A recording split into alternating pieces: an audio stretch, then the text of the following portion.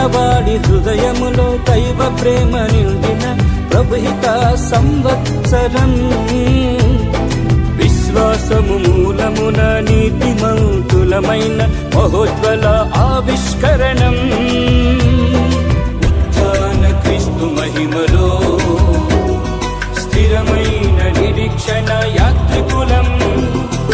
ఉత్థాన క్రీస్తు శాంతిలో బలమైన నిరీక్షణ యాత్రికులం.